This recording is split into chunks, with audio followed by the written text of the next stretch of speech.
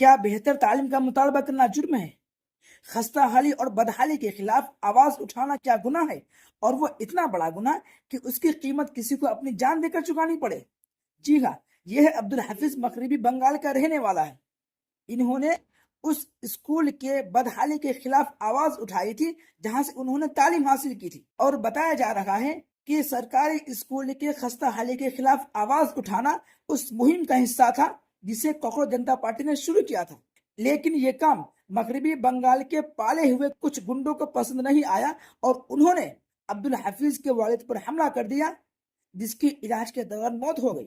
اب سوال یہ پیدا ہوتا ہے کہ کیا بہتر سرکاری اسکولوں کا مطالبہ کرنا اتنا بڑا جرم ہے کہ جس کی وجہ سے کسی کی جان لے لی جائے؟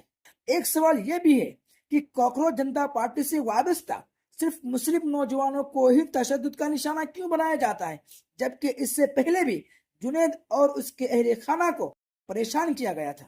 اور سب سے اہم سوال کہ آخر ان گنڈوں کی گرفتاری کب ہوگی، ان کو سزا کب دی جائے گی؟ ابھی اگر کوئی مارنے والا عبدل ہوتا اور مرنے والا کوئی پرکاش ہوتا تو اب تک عبدل کے گھر بلڈوزر چل گیا ہوتا اور عبدل کا انکاؤنٹر کر دیا گیا ہوتا، لیکن یہاں پر اب تک گرفتاری نہیں ہوئی ہے۔ تو سوال وہی ہے کہ آخر ان گنڈوں کی گرفتاری کب ہوگی، ان کو سزا کب دی جائے گی، اور عبدالحفیظ اور ان کے اہل خانہ کو انصاف کب ملے گا؟ یہ ہماری اور آپ کی ذمہ داری ہے کہ ہم اس کے خلاف پرزور آواز اٹھائیں تاکہ عبدالحفیظ اور ان کے اہل خانہ کو جلد از جلد انصاف مل سکے۔